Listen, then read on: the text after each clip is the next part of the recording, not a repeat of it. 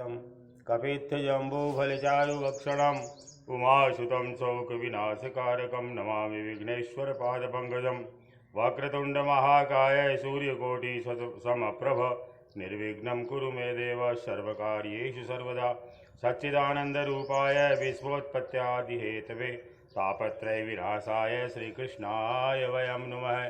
जन्माद्यस्य यतोऽन्वयादितरतश्चार्थेष्वभिज्ञस्वराट् तेने ब्रह्मनिधाय आदिकवये मुह्यन्ति यत्सूर्यः तेजो वारिमृदां यथा विनिमयो यत्र त्रिसर्गो मृषा धाम्ना स्वेन सदा निरस्तकुहकं सत्यं परं धीमहि सच्चिदानन्दरूपाय विश्वोत्पत्त्यादिहेतवे तापत्रयविनाशाय श्रीकृष्णाय वयं नुमः। श्रीकृष्णाय वयं नुमः। अथ विंशोऽध्यायः। अन्य 6 द्वीपों तथा लोकालोक पर्वत का वर्णन। सुखदेव जी कहते हैं, राजन, अब परिमाण, लक्षण और स्थिति के अनुसार प्लक्ष आदि अन्य द्वीपों के वर्ष विभाग का वर्णन किया जाता है। जिस प्रकार मेरू पर्वत जम्बू द्वीप से घिरा हुआ है, उसी प्रकार जम्बू द्वीप भी अपने ही समान परिमाण और विस्तार वाले खारे जल के समुद्र से परिवेष्टित है। फिर खाई जिस प्रकार बाहर के उपवन से घिरी रहती है, उसी प्रकार क्षार समुद्र भी अपने से दूने विस्तार वाले प्लक्ष द्वीप से घिरा हुआ है। जम्बू द्वीप में जितना बड़ा जामुन का पेड़ है, उतने ही विस्तार वाला यहाँ सुवर्णमय प्लक्ष पाकर, ये बड़ के पेड़ जैसा होता है पाकर का पेड़, उसी के कारण इसका नाम प्लक्ष द्वीप हुआ। यहाँ 7 जीवाओं वाले अग्निदेव विराजते हैं। इस द्वीप के अधिपति प्रियव्रत पुत्र महाराज इदमजीव थे। उन्होंने इसको 7 वर्षों में विभक्त किया और उन्हें उन वर्षों के समान ही नाम वाले अपने पुत्रों को सौंप दिया तथा स्वयं अध्यात्म योग का आश्रय लेकर उपरत हो गए। इन वर्षों के नाम है शिव, यवस, सुभद्र, शांत, क्षेम, अमृत और अभय है। इनमें भी 7 पर्वत और 7 नदियां ही प्रसिद्ध है। वहाँ मणिकूट, वज्रकूट, इंद्रसेन, ज्योतिष्मान, सुपर्ण, हिरण्यष्ठीव और मेघमाल, ये 7 मर्यादा पर्वत है तथा अरुणा, नृम्ना, आंगीरसी, सावित्री, सुप्रभाता, ऋतंभरा और सत्यंभरा, ये 7 महानदियाँ हैं। वहाँ हंस, पतंग, ऊर्ध्वायन और सत्यांग नाम के 4 वर्ण हैं। उक्त नदियों के जल में स्नान करने से इनके रजोगुण तमोगुण क्षीण होते रहते हैं। इनकी आयु 1000 वर्ष की होती है। इनके शरीरों में देवताओं की भांति थकावट, पसीना आदि नहीं होता और संतान उत्पत्ति भी उन्हीं के समान होती है। ये त्रैविद्या के द्वारा तीनों वेदों में वर्णन किए हुए स्वर्ग के द्वारभूत आत्मस्वरूप भगवान सूर्य की उपासना करते हैं। वे कहते हैं कि जो सत्य और ऋत, वेद और शुभ अशुभ फल के अधिष्ठाता है, उन पुराण पुरुष विष्णु स्वरूप भगवान सूर्य की हम शरण में जाते हैं। प्लक्ष आदि 5 द्वीपों में सभी मनुष्यों को जन्म से ही आयु, इंद्रिय, मनोबल, इंद्रिय बल, शारीरिक बल और बुद्धि तथा पराक्रम समान रूप से सिद्ध रहते हैं हमेशा। प्लक्ष द्वीप अपने ही समान विस्तार वाले इक्षु रस के समुद्र से घिरा हुआ है। उसके आगे उससे दुगुने परिमाण वाला सालमली द्वीप है, जो उतने ही विस्तार वाले मदिरा के सागर से घिरा हुआ है। प्लक्ष द्वीप के पाकर के पेड़ के बराबर उसमें सालमली शेमर का वृक्ष है। कहते हैं यही वृक्ष अपने वेदमय पंखों से भगवान की स्तुति करने वाले पक्षीराज भगवान गरुड़ का निवास स्थान है तथा यही इस द्वीप के नामकरण का कारण भी है। इस द्वीप के अधिपति प्रियव्रत मनु महाराज यज्ञबाहु थे। मनु के महाराज प्रियव्रत पुत्र महाराज यज्ञबाहु।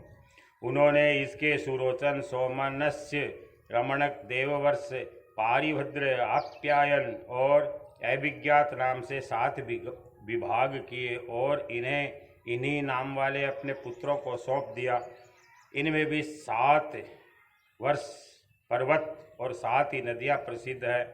पर्वतों के नाम ये है: स्वरस, शतशृंग, वामदेव, कुंद, कुमुद, मुकुंद, पुष्पवर्ष, सहस्रश्रुति, तथा नदियां हैं अनुमति, सिनीवाड़ी, सरस्वती, कुहू, रजनी, नंदा और राका। इन वर्षों में रहने वाले श्रुतधर, वीर्यधर, वसुंधर और ईसंधर नाम के 4 वर्ण वेदमय आत्मस्वरूप भगवान चंद्रमा की वेद मंत्रों से उपासना करते हैं और कहते हैं, जो कृष्ण पक्ष और शुक्ल पक्ष में अपने किरणों से विभाग करके देवता, पितर और संपूर्ण प्राणियों को अन्न देते हैं, वे चंद्रदेव हमारे राजा हैं। इसी प्रकार मदिरा के समुद्र से आगे उससे दूने परिमाण वाले कुशद्वीप है। पूर्वोक्त द्वीपों के समान यह भी अपने ही समान विस्तार वाले घृत के समुद्र से घिरा हुआ है। इसमें भगवान का रचा हुआ एक कुशों का झाड़ है, उसी से इस द्वीप का नाम निश्चित हुआ है कुशद्वीप। वह दूसरे अग्निदेव के समान अपनी कोमल शाखाओं की कांति से समस्त दिशाओं को प्रकाशित करता रहता है। राजन, इस द्वीप के अधिपति प्रियव्रत पुत्र महाराज हिरण्यरेता थे। उन्होंने इसके 7 विभाग करके उनमें से एक एक अपने 7 पुत्र वसु, वसुदान, दृढ़रुचि, नाभिगुप्त, स्तुत्यव्रत, विविक्त, वामदेव को दे दिया और स्वयं तप करने चले गए। उनकी सीमाओं को निश्चय करने वाले 7 पर्वत है, 7 ही नदियां हैं। पर्वतों के नाम है चक्र, चतुशिंगु, कपिल, चित्रकूट, देवानीक, ऊर्ध्वरोमा और द्रविण है। नदियों के नाम है रसकुल्या, मधुकुल्या, मित्रविंदा, सूत्रविंदा, वेदगर्भा, घृतच्युता, मंत्रमाला।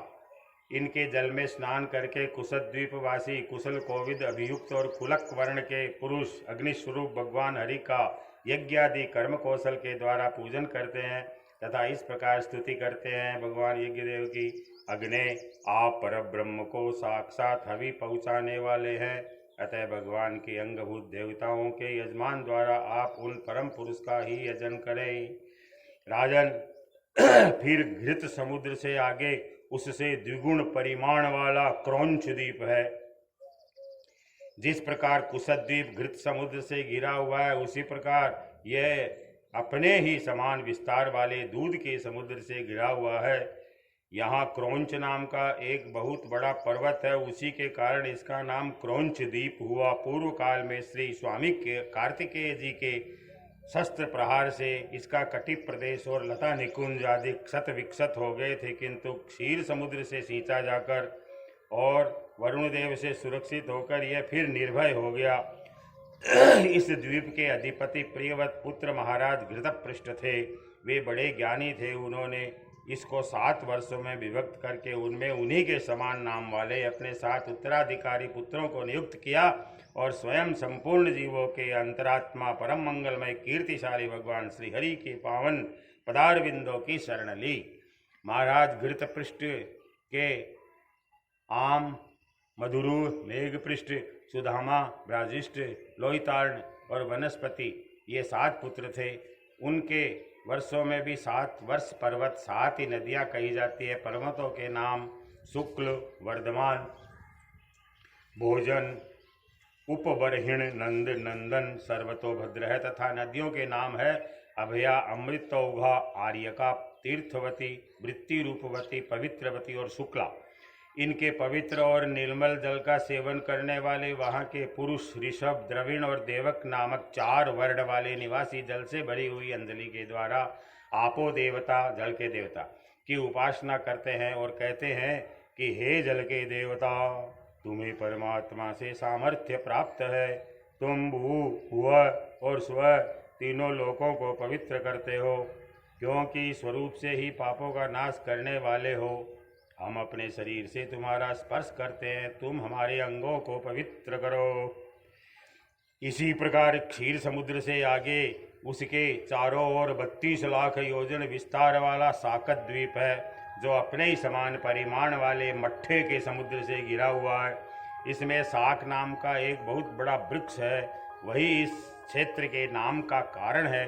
उसकी अत्यंत मनोहर सुगंध से सारा द्वीप महकता रहता है। मेधातिथि नामक उसके अधिपति भी राजा प्रियव्रत के ही पुत्र थे। उन्होंने भी अपने द्वीप को 7 वर्षों में विभक्त किया और उनमें उन्हीं के समान वाले अपने पुत्र पुरोजव, मनोजव, पवमान, धूम्रानिक, चिन्ह, चित्ररेप, बहुरूप और विश्वधार को अधिपति के रूप में नियुक्त करके स्वयं भगवान अनंत देव मन दत्तचित्त हो करके तपोवन को चले गए। इन वर्षों में भी 7 मर्यादा पर्वत और 7 नदियाँ पर्वतों के नाम है। ईशान, उरुश्रृंग, बलभद्र, सतकेसर, सहस्र स्रोत, देवपाल और महानस है तथा नदियाँ अनघा, आयुर्दा, उभय स्पृष्टि, अपराजिता, पंचपदी, सहस्र श्रुति और विजधृति है।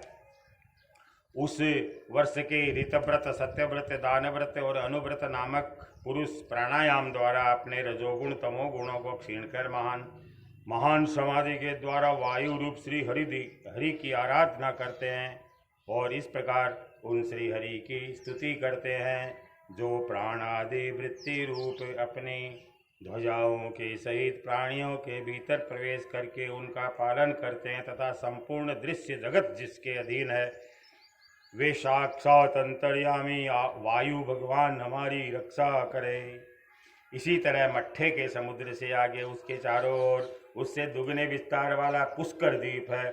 वह चारों ओर से अपने ही समान विस्तार वाले मीठे जल के समुद्र से घिरा है।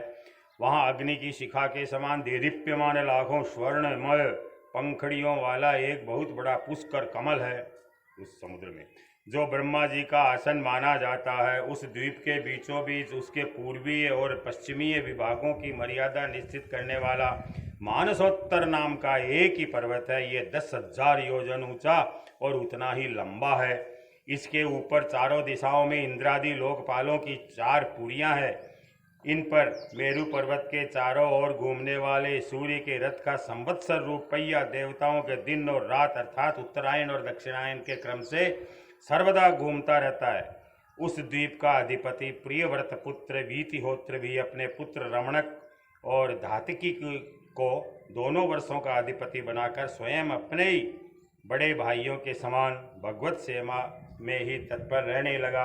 वहाँ के निवासी ब्रह्मा रूप भगवान हरि की ब्रह्मसालोक्य आदि की प्राप्ति कराने वाले कर्मों से आराधना करते हुए इस प्रकार स्तुति करते हैं, जो साक्षात कर्म फल रूप है और एक परमेश्वर में ही जिनकी पूर्ण स्थिति है तथा जिनकी सब लोग पूजा करते हैं। ब्रह्म ज्ञान के साधन रूप उन अद्वितीय शांत स्वरूप ब्रह्म मूर्ति भगवान को मेरा नमस्कार है।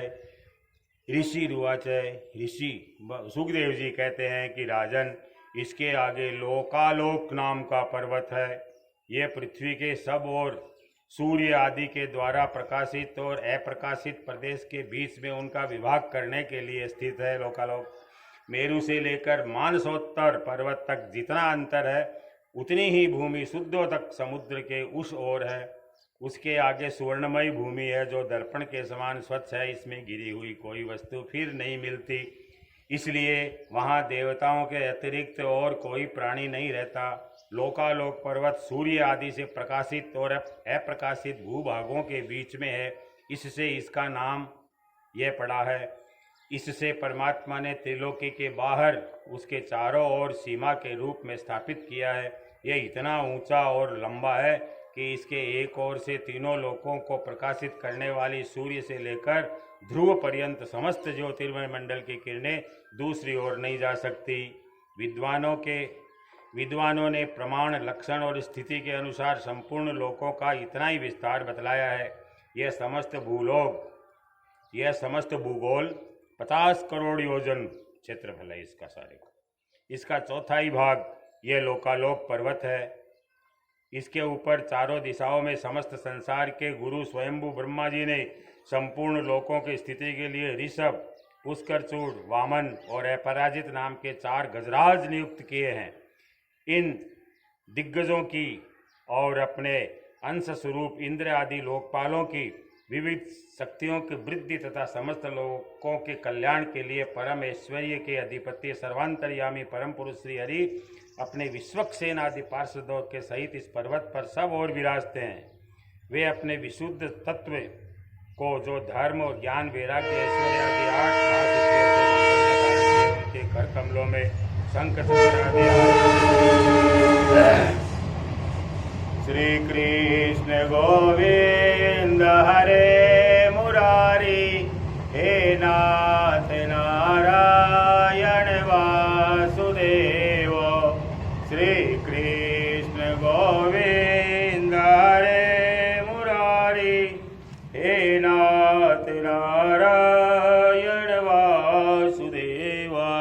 इस प्रकार अपनी योग माया से रचे हुए विविध लोकों की व्यवस्था को सुरक्षित रखने के लिए वे इसी लीलामय रूप से कल्प के अंत तक वहाँ सब और रहते हैं। लोकालोक अंतर्वर्ती भूभाग का जितना विस्तार है उसी से उसके दूसरी ओर के आलोक प्रदेश के परिमाण की भी व्याख्या समझ लेनी चाहिए। उसके आगे तो केवल योगेश्वरों की ही ठीक ठीक गति हो सकती है, दूसरे नहीं जा सकते। राजन, स्वर्ग और पृथ्वी के बीच में जो ब्रह्मांड का केंद्र है वही सूर्य की स्थिति है। सूर्य और ब्रह्मांड गोलक के बीच में सब ओर से 25 करोड़ योजन का अंतर है। सूर्य इस मृत अर्थात मरे हुए अचेतन अंड में वैराज रूप से विराजते हैं। इसी से इनका नाम मार्तंड हुआ। वे हिरण्यमय ज्योतिर्मय ब्रह्मांड से प्रकट हुए हैं, इसलिए इन्हें हिरण्यगर्भ भी कहते हैं सूर्य देव को। सूर्य के द्वारा ही दिशा, आकाश, द्युलोक, भूलोक, स्वर्ग और मोक्ष के प्रदेश, नरक और रसातल तथा अन्य समस्त भागों का विभाग होता है। सूर्य ही देवता, तिर्यक, मनुष्य, सरीसृप, लता, वृक्ष आदि समस्त जीव समूहों के आत्मा और नेत्रेंद्रियों के अधिष्ठाता है। इति श्रीमद्भागवते महापुराणे पारमहंस्यां संहितायां पंचमस्कंधे भुवनकोश वर्णने समुद्रवर्ष सन्निवेश परिमाण लक्षणों 20वां है। 21वां है। 21वां अध्याय सूर्य के रथ और उसकी गति का वर्णन है। आगे सुखदेव जी कहते हैं, राजन, परिमाण और लक्षणों के सहित इस भूमंडल का कुल इतना ही विस्तार है, सो हमने तुम्हें बता दिया। इसी के अनुसार विद्वान लोग द्युलोक का भी परिमाण बताते हैं। जिस प्रकार चना, मटर आदि के 2 दाढ़ों में से एक का स्वरूप जान लेने से दूसरे का भी जानना हो सकता है, उसी प्रकार भूलोक के परिणाम से ही द्युलोक का भी परिमाण जान लेना चाहिए। इन दोनों के बीच में अंतरिक्ष लोक है। यह इन दोनों का संधि स्थान है, अंतरिक्ष। इसके मध्य भाग में स्थित ग्रह और नक्षत्रों के अधिपति भगवान सूर्य अपने ताप और प्रकाश से तीनों लोकों को तपाते और प्रकाशित करते रहते हैं। वे उत्तरायण, सूर्य की गति के बताते रहे हैं, वे उत्तरायण, दक्षिणायन और विषुवत नाम वाली क्रमशः मंद, शीघ्र और समान गतियों से चलते हुए समय अनुसार मकर आदि राशियों में ऊंचे नीचे समान स्थानों में जाकर दिन रात को बड़ा या छोटा समान करते रहते हैं। जब सूर्य भगवान मेष या तुला राशि पर आते हैं तब दिन रात समान हो जाते हैं। जब वृष आदि 5 राशियों में चलते हैं तब प्रतिमास रात्रियों में एक एक घड़ी कम होती जाती है और उसी हिसाब से दिन बढ़ते जाते हैं। जब वृश्चिक आदि 5 राशियों में चलते हैं तब दिन और रात्रियों में इसके विपरीत परिवर्तन होता है, कम हो।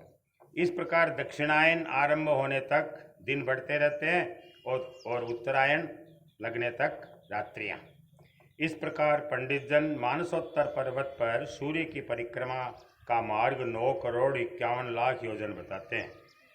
मानसोत्तर पर्वत पर, उस पर्वत पर मेरु के पूर्व की ओर इंद्र की देवधानी, दक्षिण में यमराज की संयमनी, पश्चिम में वरुण की निम्लोचनी और उत्तर में चंद्रमा की विभावरी नाम की पुरिया है।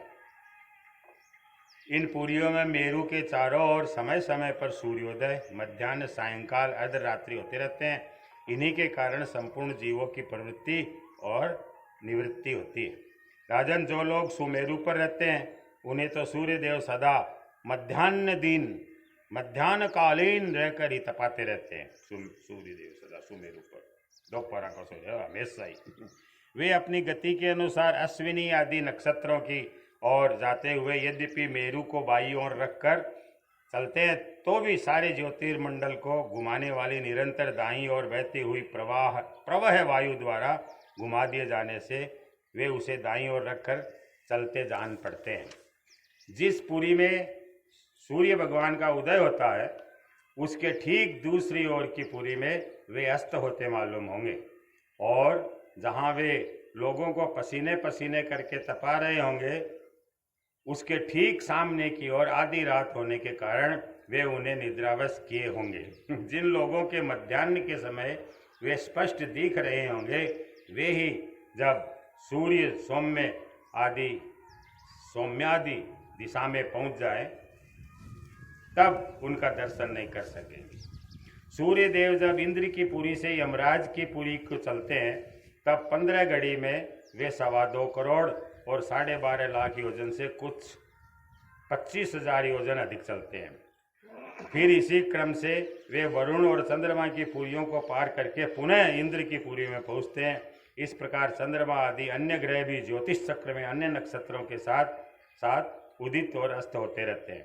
इस प्रकार भगवान सूर्य का वेदमय रथ एक मुहूर्त में 34,08,000 योजन के हिसाब से चलता हुआ इन चारों पुरियों में घूमता रहता है। इनका संवत्सर नाम का एक चक्र पहिया बतलाया जाता है।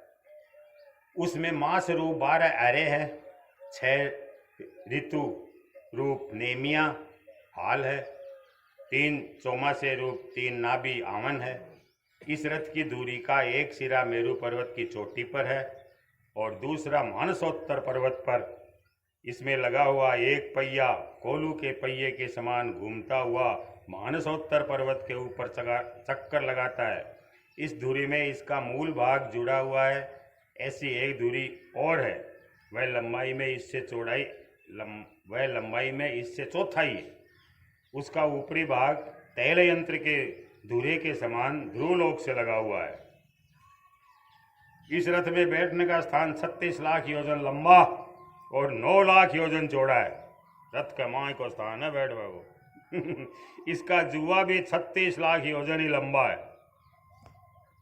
इसमें अरुण नाम के सारथी ने गायत्री आदि छंदों कैसे नाम वाले 7 घोड़े जोत रखे हैं।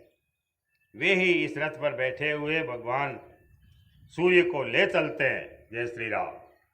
सूर्य देव के आगे उन्हीं की ओर मुंह किए बैठे हुए अरुण उनके सारथी का कार्य करते हैं। सूर्य भगवान का रथ जब अरुण देव चलाते हैं, सारथी उनके चलाते तो रथ इधर है, देखते हैं सूर्य की तरफ। सूर्य देव के आगे उन्हीं की ओर मुंह करके बैठे हुए अरुण उनके सारथी का कार्य करते हैं। भगवान सूर्य के आगे अंगूठे के पौरवे के बराबर आकार वाले बालखिल्यादि 60,000 ऋषि स्वस्ति वाचन के लिए नियुक्त है। वे उनकी स्तुति करते रहते हैं। इनके अतिरिक्त ऋषि, गंधर्व, अप्सरा, नाग, यक्ष, राक्षस और देवता भी जो कुल मिलाकर 14 है, किंतु जोड़े से रहने के कारण 7 गण कहे जाते हैं। प्रत्येक मास में भिन्न भिन्न नामों वाले होकर अपने भिन्न भिन्न कर्मों से प्रत्येक मास में भिन्न भिन्न नाम धारण करने वाले आत्मस्वरूप भगवान सूर्य की 2-2 मिलकर उपासना करते हैं दोनों।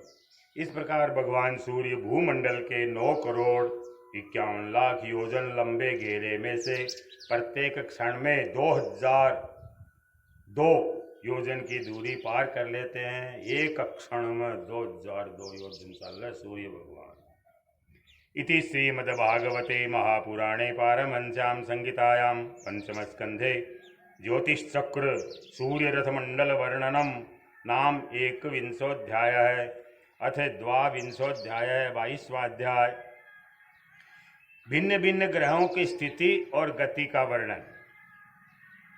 राजा परीक्षित ने पूछा, भगवान आपने जो कहा कि यद्यपि भगवान सूर्य राशियों की ओर जाते समय मेरु और ध्रुव को बाईं ओर रखकर चलते मालूम होते हैं, किंतु वस्तुतः उनकी गति दक्षिणावर्त नहीं होती। इस विषय को हम किस प्रकार समझें? सुखदेव जी ने कहा, राजन, जैसे कुम्हार के घूमते हुए चाक पर बैठकर उसके साथ घूमती हुई चींटी आदि की अपनी गति उससे भिन्न ही है, क्योंकि वह भिन्न भिन्न समय में उस चक्र के भिन्न भिन्न स्थानों में देखी जाती है। उसी प्रकार नक्षत्र और राशियों से उपलक्षित कालचक्र में पढ़कर ध्रुव और मेरु को दाएं रखकर घूमने वाले सूर्य आदि ग्रहों की गति वास्तव में उससे भिन्न है, क्योंकि वे काल भेद से भिन्न भिन्न राशि और नक्षत्रों में देख पड़ते हैं। वेद और विद्वान लोग भी जिनकी गति को जानने के लिए उत्सुक रहते हैं, वे साक्षात आदि पुरुष भगवान नारायण ही लोगों के कल्याण और कर्मों की शुद्धि के लिए अपने वेदमय विग्रह काल को 12 मासों में विभक्त करके वसंत आदि 6 ऋतुओं में उनके यथा योग्य गुणों का विधान करते हैं। इस लोक में वर्णाश्रम धर्म का अनुसरण करने वाले पुरुष वेदत्रयी द्वारा प्रतिपादित छोटे छोटे कर्मों से इंद्रादि देवताओं के रूप में और योग के साधनों से अंतर्यामी रूप में उनके श्रद्धापूर्वक आराधना करके सुगमता से ही परम पद प्राप्त कर सकते हैं। भगवान सूर्य संपूर्ण लोकों के आत्मा है। वे पृथ्वी और द्युलोक के मध्य में स्थित आकाश मंडल के भीतर काल चक्र में स्थित होकर 12 मासों को भोगते हैं, जो संवत्सर के अवयव है।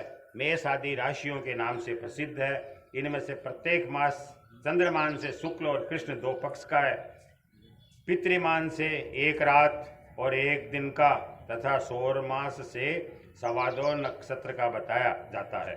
जितने काल में सूर्य देव इस संवत्सर का 6ठा भाग भोगते हैं, उसका वह अवयव ऋतु कहा जाता है। आकाश में भगवान सूर्य का जितना मार्ग है, उसका आधा वे जितने समय में पार कर लेते हैं, उसे एक अयन कहते हैं, तथा जितने समय में वे अपनी मंद, तीव्र और समान गति से स्वर्ग और पृथ्वी मंडल सहित पूरे आकाश का चक्कर लगाते हैं, उसे अवान्तर भेद से संवत्सर, परिसंवत्सर, ईड़ावत्सर, अनुवत्सर अथवा वत्सर कहते हैं।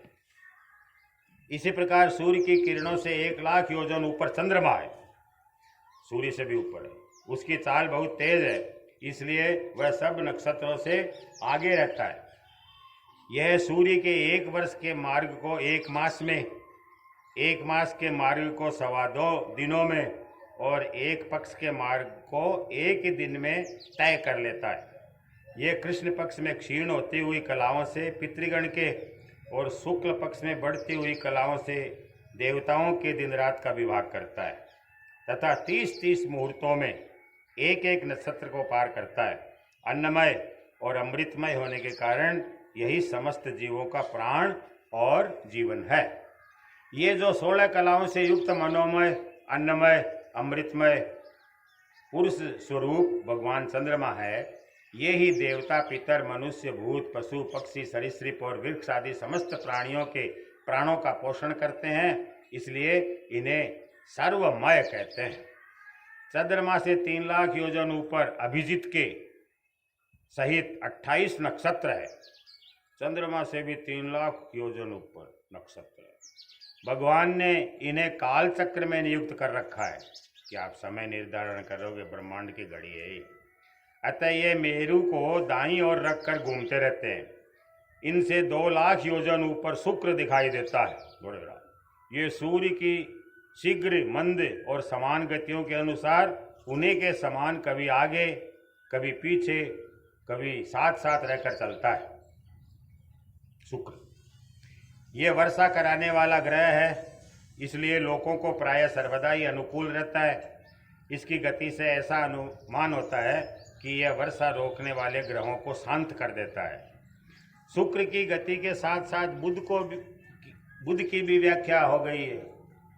शुक्र के अनुसार ही बुध की गति भी समझ लेनी चाहिए। यह चंद्रमा का पुत्र शुक्र से 2 लाख योजन ऊपर है।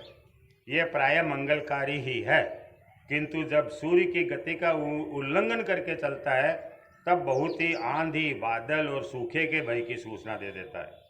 इससे 2 लाख योजन ऊपर मंगल है। वह यदि वक्र गति से न चले तो 1-1 राशि को 3-3 पक्षों में भोगता हुआ 12 राशियों को पार करता है। यह अशुभ ग्रह है और प्रायः अमंगल सूचक ही है। मंगल नाम तो मंगल है। इसके ऊपर 2 लाख योजन की दूरी पर भगवान बृहस्पति जी है। ये यदि वक्र गति से न चले बृहस्पति जी, तो 1-1 राशि को 1-1 वर्ष में भोगते हैं। ये प्रायः ब्राह्मण कुल के लिए अनुकूल रहते हैं।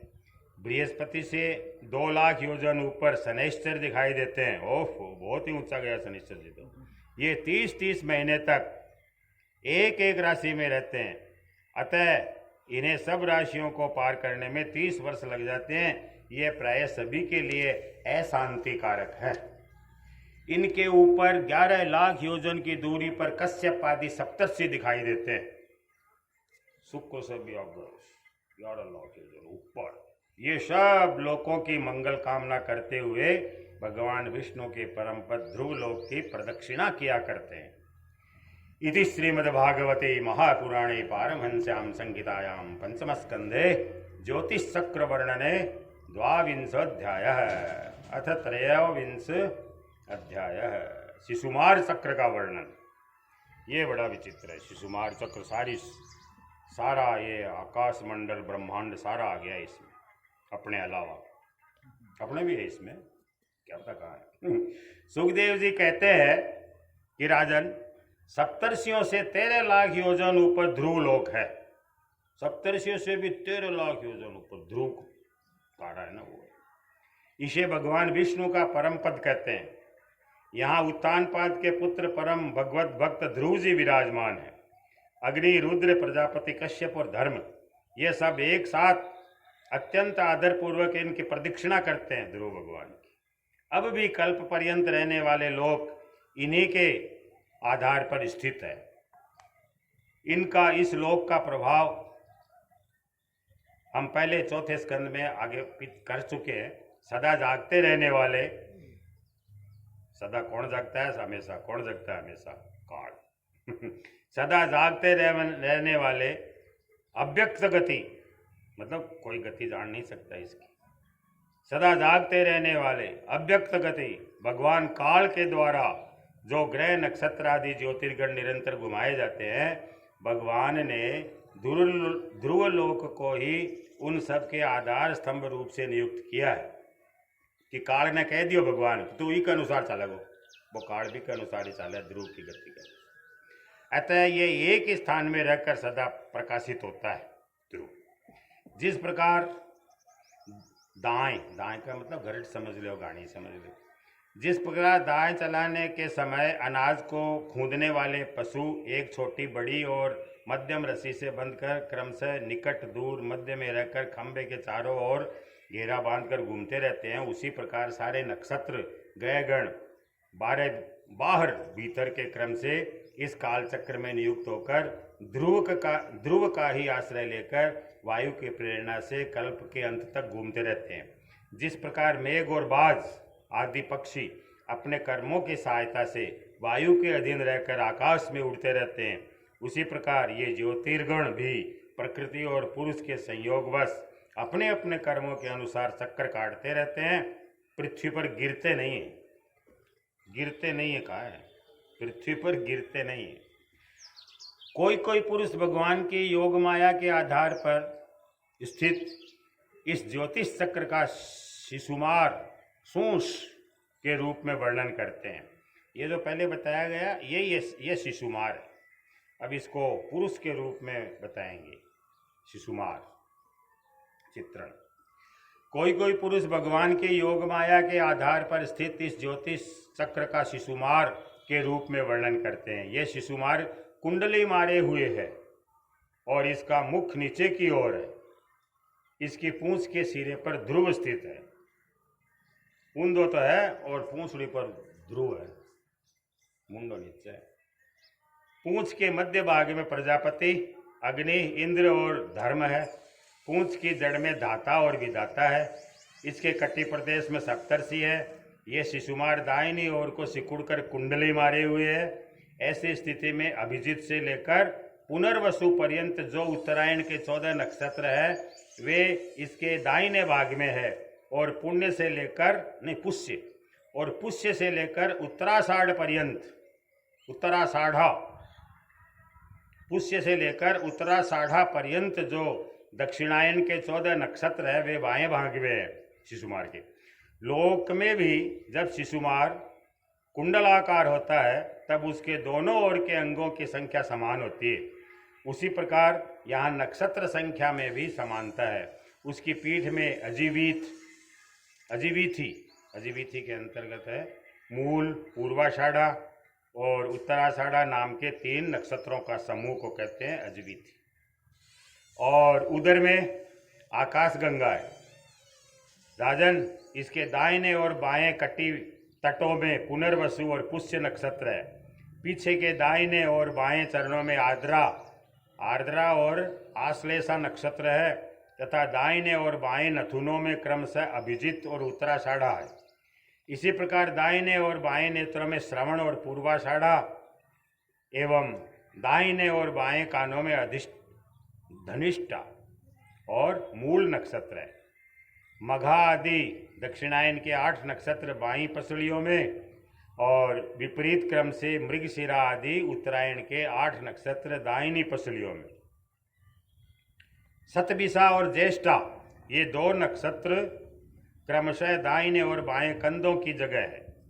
इसके ऊपर की थुथनी में अगस्त्य, नीचे की ठोडी में नक्षत्र रूप यम, मुखों में मंगल, लिंग प्रदेश में शनि, कुकुद में बृहस्पति, छाती में सूर्य, हृदय में नारायण, मन में चंद्रमा, नाभि में शुक्र, स्तनों में अश्विनी कुमार, प्राण और अपान में बुध, गले में राहु, समस्त अंगों में केतु और रोमों में संपूर्ण तारागण स्थित है।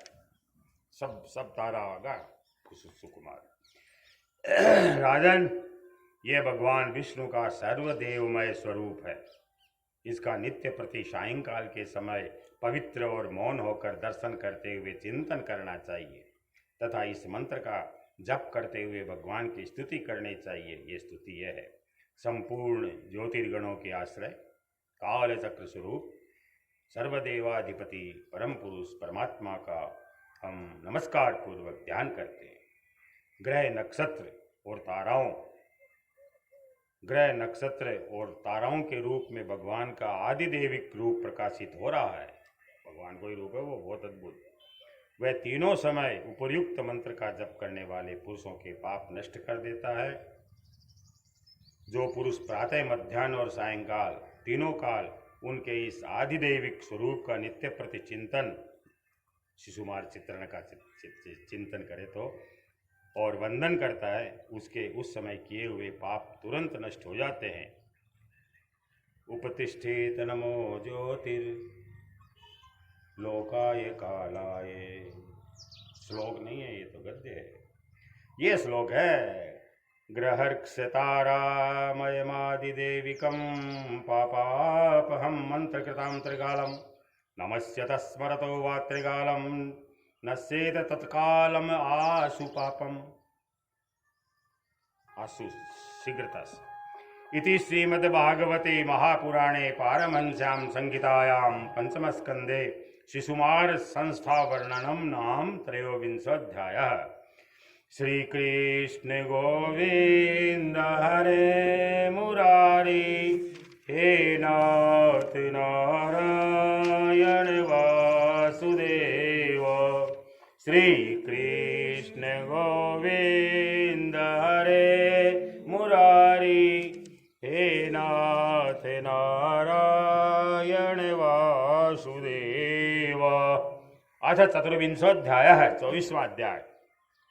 राहु आदि गति की स्थिति, अतलादि नीचे के लोकों का वर्णन, पाताल लोक का वर्णन करेंगे। सुखदेव जी कहते हैं, परीक्षित, कुछ लोगों का कथन है कि सूर्य से 10,000 योजन नीचे राहु नक्षत्रों के समान घूमता है। इसने भगवान की कृपा से ही देवत्व और ग्रहत्व प्राप्त किया। राहु ने स्वयं ही सिंह का पुत्र असुराधम होने के कारण किसी प्रकार इस पद के योग्य नहीं है। खुद तो कृपा होगी तब वो। इसके जन्म और कर्मों का हम आगे वर्णन करेंगे। इसी में सूर्य का जो ये अत्यंत तपता हुआ मंडल है, उसका विस्तार 10,000 योजन बतलाया जाता है। इसी प्रकार चंद्रमंडल का विस्तार 12,000 योजन है और राहु का 13,000 योजन। बोलो ज्यादा ही है। अमृतपान के समय राहु देवताओं के वेश में सूर्य और चंद्रमा के बीच में आकर बैठ गया। उस समय सूर्य और चंद्रमा ने इसका भेद खोल दिया। उस भेद को याद करके यह अमावस्या और पूर्णिमा के दिन उन पर आक्रमण करता है। यह देखकर भगवान ने सूर्य और चंद्रमा की रक्षा के लिए उन दोनों के पास अपने प्रिय आयुध सुदर्शन चक्र को नियुक्त कर दिया। वह निरंतर घूमता रहता है, इसलिए राहु उसके असह्य तेज से उद्विग्न और चकित चित्त होकर मुहूर्त मात्र उनके सामने टिककर फिर सहसा लौट जाता है। सूर्य चंद्रमा के सामने थोड़ी देर रुकता है, समय लिमिटेड समय।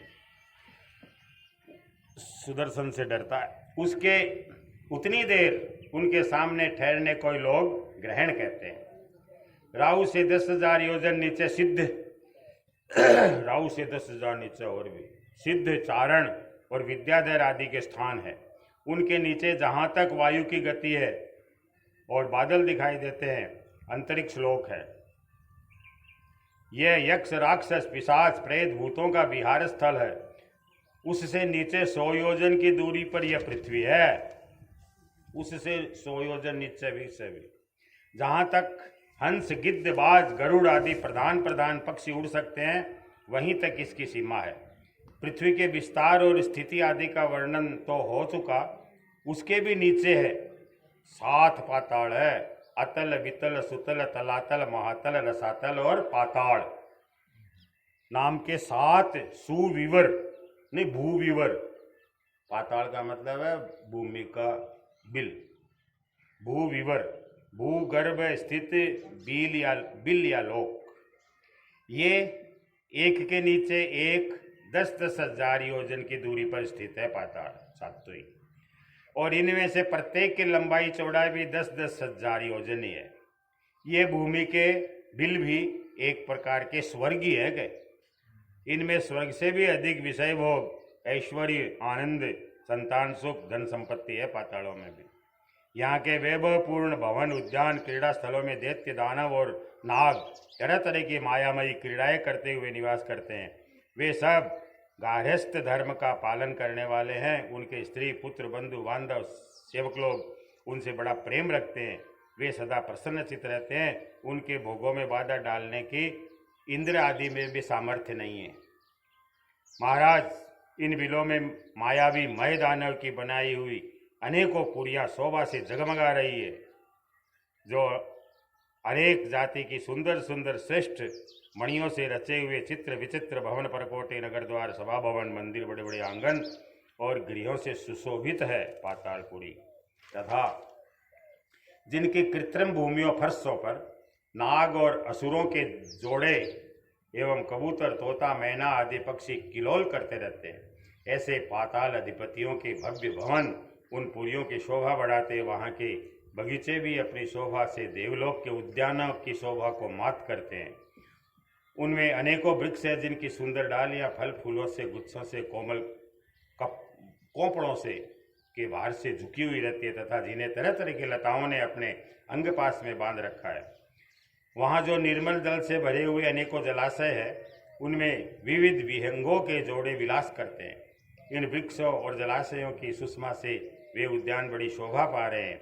उन जलाशयों में रहने वाली मछलियाँ जब खिलवाड़ करती हुई उछलती है, तब उनका जल हिल उठता है। साथ ही जल के ऊपर उगे हुए कमल, कुमुद, कुबलय, कल्लार, नीलकमल, लाल कमल और शतपत्र कमल आदि के समुदाय भी हिलने लगते हैं। इन कमलों के वनों में रहने वाले पक्षी अविराम क्रीड़ा कौतुक करते हुए भांति भांति की मीठी बोली बोलते रहते हैं, जिसे सुनकर मन और इंद्रियों को बड़ा ही आह्लाद होता है। उस समय समस्त इंद्रियों में उत्सव सा छा जाता है। वहाँ सूर्य का प्रकाश नहीं जाता, इसलिए दिन रात आदि काल विभाग का भी कोई खटका नहीं रहता है कि रात होगी चलो चलो, दिन होगा, ऐसा नहीं है। वहाँ के संपूर्ण अंधकार को बड़े बड़े नागों के मस्तकों की मणियां ही दूर करती है अंधकार को। इन लोकों के निवासी जन औषधि रस रसायन अन्न पान स्नान आदि का सेवन करते हैं। श्री कृष्ण गोविंद हरे मुरारी, हे नाथ नारायण वासुदेव। श्री कृष्ण गोविंद हरे मुरारी, हे नाथ नारायण वासुदेव। इन लोकों के निवासी जन औषधि रस रसायन अन्न पान स्नान आदि का सेवन करते हैं। वे सभी पदार्थ दिव्य होते हैं। इन दिव्य वस्तुओं के सेवन से उन्हें मानसिक शारीरिक रोग नहीं होते तथा झुर्रियाँ पड़ जाना, बाल पक जाना, बुढ़ापा आ जाना, देह का कांतिहीन हो जाना, शरीर में दुर्गंध आना, पसीना चूना, थकावट अथवा शिथिलता आना तथा आयु के साथ शरीर की अवस्थाओं का बदलना, ये कोई विकार नहीं होते। वे सदा सुंदर, स्वस्थ, जवान और शक्ति संपन्न रहते हैं। पातालवासी वाह! उन पुण्य पुरुषों की भगवान के तेज रूप सुदर्शन चक्र के सिवा और किसी साधन से मृत्यु नहीं हो सकती, सुदर्शन नहीं कर सकता। वह सुदर्शन चक्र के तो आते ही भय के कारण असुर रमणियों का गर्भस्राव हो जाता है। अतल लोक में मैदानव का पुत्र असुर बल रहता है, बलराम का असुर है मैदानव का बेटा बल। उसने 96 प्रकार की माया रची पाताल में, अतल में। उनमें से कोई कोई आज भी मायावी पुरुषों में पाई जाती है। उसने एक बार जमाई ली थी, उस समय उसके मुख से स्वेरणी, केवल अपने वर्ण के पुरुष से रमण करने वाली उबासी ली। वो बल मैदानव को बेटो जना उबासी लेता ही एक लुगाई आई जिको नाम स्वेरणी हो, और दूसरी हो कामिनी, अन्य वर्णों के पुरुषों से भी समागम करने वाली कामिनी, पुष्यली अत्यंत चंचल स्वभाव वाली 3 प्रकार की स्त्रियां उत्पन्न हुई।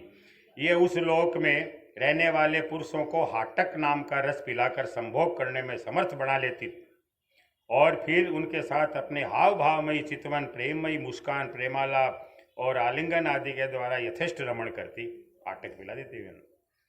उस हाटक रस को पीकर मनुष्य मदान दशा हो जाता है और अपने को 10,000 हाथियों के समान बलवान समझकर मैं ईश्वर हूँ, मैं सिद्ध हूँ, इस प्रकार बढ़ बढ़कर बातें करने लगता है।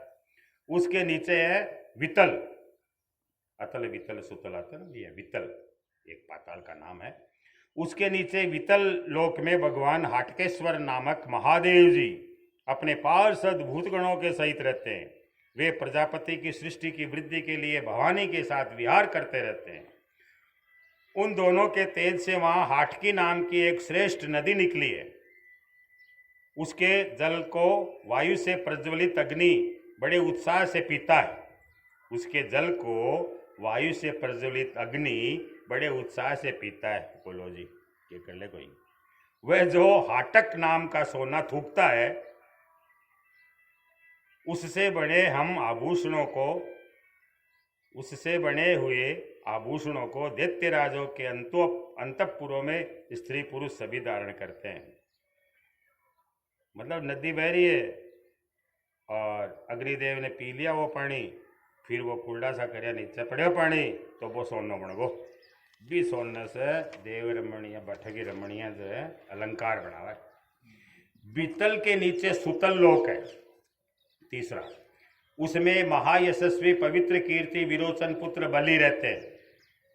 भगवान ने इंद्र का प्रिय करने के लिए अदिति के गर्भ से वटु वामन रूप में अवतीर्ण होकर उनसे 3 लोक छीन लिए थे। फिर भगवान की कृपा से उनका इस लोक में प्रवेश हुआ, अतल व सुतल में। यहाँ उन्हें जैसी उत्कृष्ट संपत्ति मिली हुई है, वैसी इंद्र आदि के पास भी नहीं है। अतः वे उन्हीं पूज्यतम प्रभु की अपने धर्माचरण द्वारा आराधना करते हुए यहाँ आज भी निर्भयता पूर्वक रहते हैं और सुतल में भगवान वासुदेव की आज भी बलि आराधना करता रहता है। राजन, संपूर्ण जीवों के नियंता एवं आत्मस्वरूप परमात्मा भगवान वासुदेव जैसे पूज्यतम पवित्रतम पात्र के आने पर उन्हें परम श्रद्धा और आदर के साथ स्थिर चित्त से दिए हुए भूमिदान का यही कोई मुख्य फल नहीं है। भगवान ने भूमिदान करी, ये को मामूली तो ही फल नहीं है कि बिना सुतल को लोग दे दिया ना, कि बलि को सुतल लोक का ऐश्वर्य प्राप्त हो गया। ये ऐश्वर्य तो अनित्य है, नष्ट हो जाएगा कभी न कभी। ये ऐश्वर्य तो अनित्य है, किंतु वह भूमिदान तो साक्षात मोक्ष का ही द्वार है।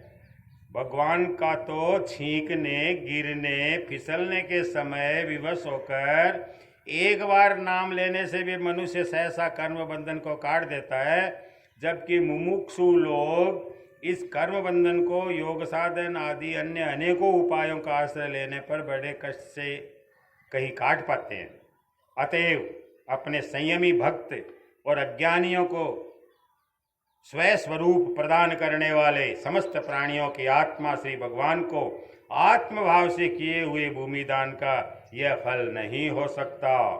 भगवान ने यदि बलि को उसके सर्वस्व दान के बदले अपनी विस्मृति कराने वाला यह मायामय भोग ऐश्वर्य ही दिया होता तो उन्होंने उस पर कोई अनुग्रह नहीं किया। भाई वरदान भी लिया तो नष्ट होने वाला लिया, तो क्या लिया और क्या देने वाले ने दिया। जिस समय कोई और उपाय न देकर भगवान ने याचना के छल से उसका त्रिलोकी का राज्य छीन लिया और उसके पास केवल उसका शरीर मात्र ही शेष रहने दिया, तब वरुण के पासों में बांधकर पर्वत की गुफा में डाल दिए जाने पर उसने कहा था बलि ने कि खेद है, यह ऐश्वर्यशाली इंद्र विद्वान होकर भी अपना सच्चा स्वार्थ सिद्ध करने में कुशल नहीं है। इसने सम्मति लेने के लिए अनन्य भाव से बृहस्पति जी को अपना मंत्री बनाया, फिर भी उनकी अवहेलना करके इसने विष्णु भगवान से उनका दास्य न मांगकर उनके द्वारा मुझसे अपने लिए भोग ही मांगे। केवल इंद्र ने भोग के अलावा नहीं मांगे। ये तीन लोग तो केवल एक मनवंतर तक ही रहते हैं, जो अनंत काल का एक अवयव मात्र है, हिस्सा थोड़ा सा, अनंत काल का थोड़ा सा हिस्सा है केवल। भगवान के कैंकर्य के आगे भला उन तुच्छ भोगों का क्या मूल्य है। कैंकर्य का मतलब भगवान की दास्ता, दास्ता को कैंकर्य कहते हैं, किंकरता। भगवान की दास्ता के आगे सब 0/0 है।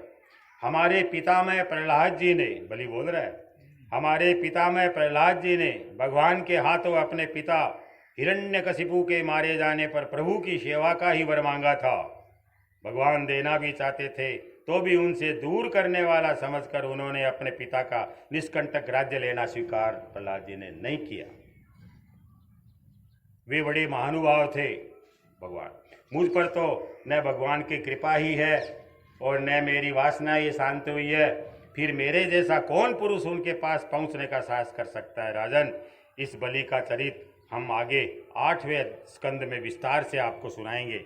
हमने भक्तों के प्रति भगवान का हृदय दया से भरा है, अपने भक्तों के प्रति भगवान का हृदय दया से भरा है। इसी से अखिल जगत के परम पूजनीय गुरु भगवान नारायण हाथ में गदा लिए सुतल लोक में राजा बलि के द्वार पर सदा उपस्थित रहते हैं। एक बार जब दिग्विजय करता हुआ घमंडी रावण वहां आ पहुंचा, तब उसे भगवान ने अपने पैर के अंगूठे की ठोकर से ही लाखों दूर योजन फेंक दिया था। जब बलि के पास क्यों आया है? सुतल लोक से नीचे तलातल है, तलातल, वहां त्रिपुराधिपति दानवराज मय रहता है तलातल में। पहले तीनों लोकों के शांति प्रदान करने के लिए भगवान शंकर ने उसके तीनों पुर भस्म कर दिए थे, फिर उन्हीं की कृपा से उसे यह स्थान मिला तलातल का। वह मायावियों का परम गुरु है और महादेव जी के द्वारा सुरक्षित है, इसलिए उसे सुदर्शन चक्र से भी कोई भय नहीं है। वहाँ के निवासी उसका बहुत आदर करते हैं। तलातल में उसके नीचे महातल में कद्रुस से उत्पन्न हुए अनेक सिरों वाले सर्पों का क्रोधवश नामक एक समुदाय रहता है। क्रोधवश, क्रोध में घुस रहे हमेशा। उनमें कुहक, तक्षक, कालिए और सुषेण आदि प्रधान है। उनके बड़े बड़े फण हैं। वे सदा भगवान के वाहन पक्षीराज गरुड़ जी से डरते रहते हैं, तो कभी कभी अपने स्त्री, पुत्र, मित्र और कुटुंब के संग से प्रमत्त होकर विहार करने लगते हैं। कभी डरे गरुड़ जी का अपने परिवार के साथ खुश रहो। उसके नीचे रसातल में पणी है, बड़ी नहीं, उसके नीचे रसातल में पणी नाम के दैत्य और दानव रहते हैं। ये निवात कवच काले हिरण्यपुरवासी भी कहलाते हैं। इनका देवताओं से विरोध है। ये जन्म से ही बड़े बलवान और महान साहसी होते हैं, किंतु जिनका प्रभाव संपूर्ण लोकों में फैला हुआ है, उन श्री हरि के तेज से बलाभिमान चूर्ण हो जाने के कारण ये सर्पों के समान लुक छिप कर रहते हैं तथा इंद्र की दूती शर्मा के कहे हुए मंत्र रूप वाक्य के कारण सर्वदा इंद्र से डरते रहते हैं। रसातल के नीचे पाताल है। वहाँ शंख, कुलिक, महाशंख, श्वेत, धनंजय, धृतराष्ट्र, शंखचूड़, कंबल, अश्वतर और देवदत्त आदि बड़े बड़े क्रोधी और बड़े बड़े फणों वाले नाग रहते हैं। इनमें वासुकी प्रधान है। उनमें से किसी के 5, किसी के 7, किसी के 10, किसी के 100, किसी के 1000 सिर है। उनके फणों की दमकती हुई मणियाँ अपने प्रकाश से पाताल लोक का सारा अंधकार नष्ट कर देती है। इति श्रीमद्भागवते महापुराणे पारमहंस्यां संहितायां पंचमस्कंदे राल्हादी स्थित बिल स्वर्ग मर्यादा निरूपणम नाम 24वां है। श्री कृष्ण गोविंद हरे मुरारी हे नाथ नारायण हो जाएगा वासुदेव।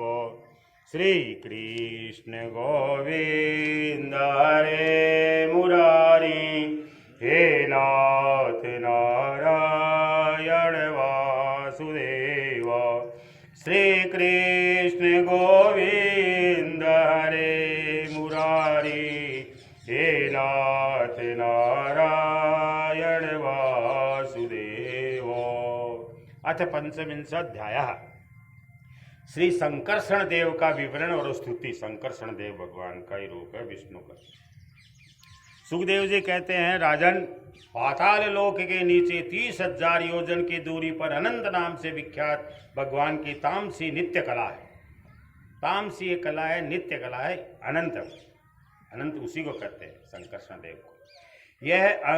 यह अहंकार रूपा होने से दृष्टा और दृश्य को खींचकर एक कर देती है।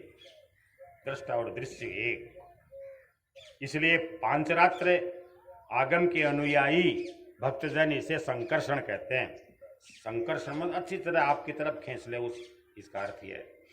इन भगवान अनंत के 1000 मस्तक है। उनमें से एक पर रखा हुआ यह सारा भूमंडल 1000 मस्तक है। एक मस्तक पर सारा भूमंडल रखा हुआ है। सरसों के दाने के समान दिखाई देता है।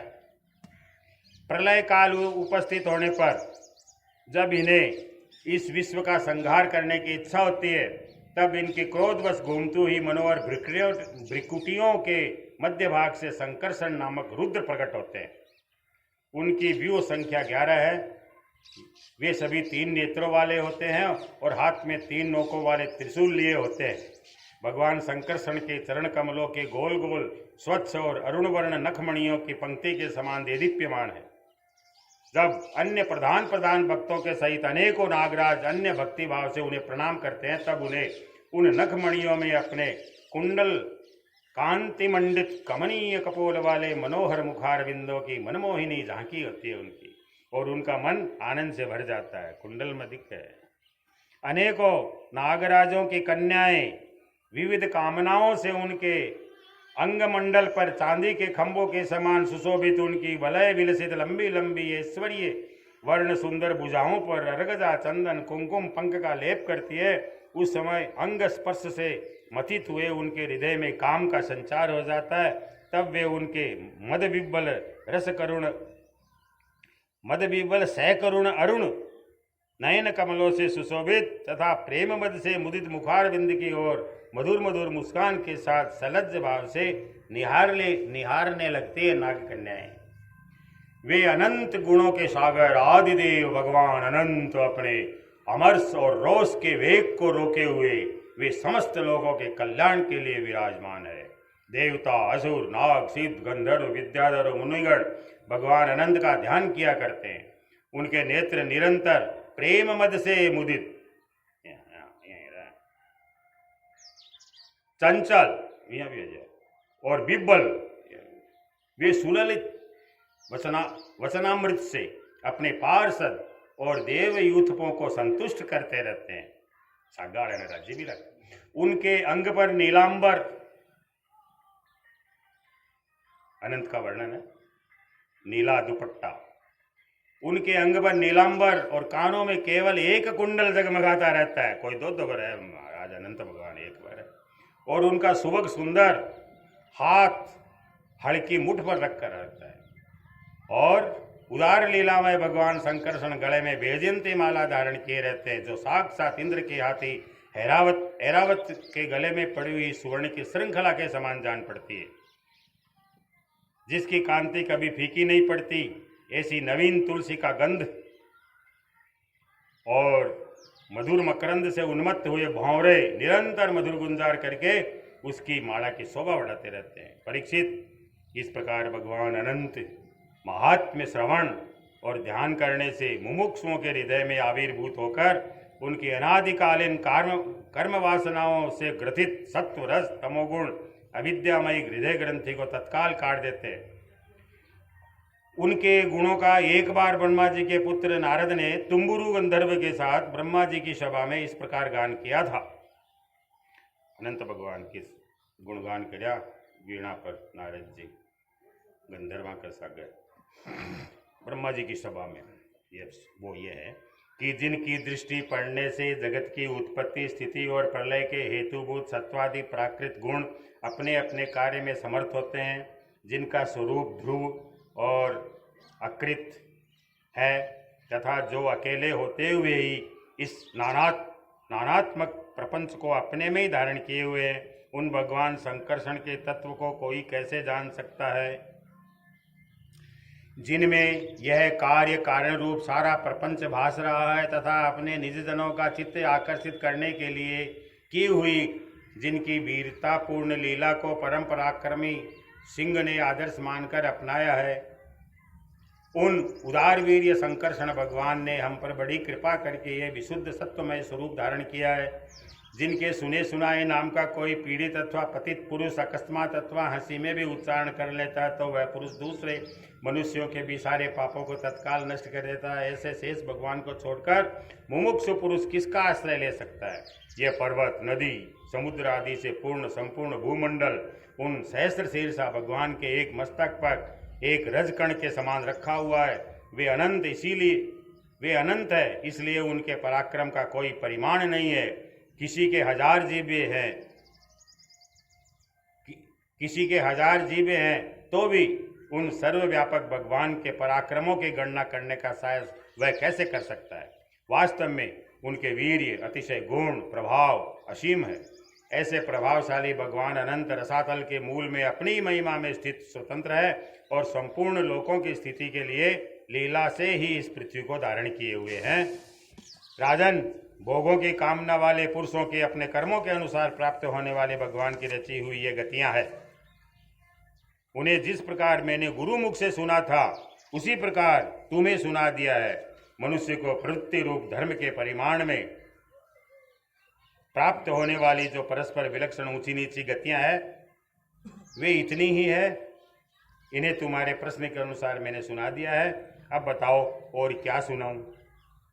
इति श्रीमद्भागवते महापुराणे पारमहंस्यां संहितायां पंचमस्कंदे भूविवर विधि उपवर्णनम नाम पंचविंश अध्याय। श्री कृष्ण गोविंद हरे मुरारी, हे नाथ नारायण वासुदेव। श्री कृष्ण गोविंद हरे मुरारी, हे नाथ नारायण।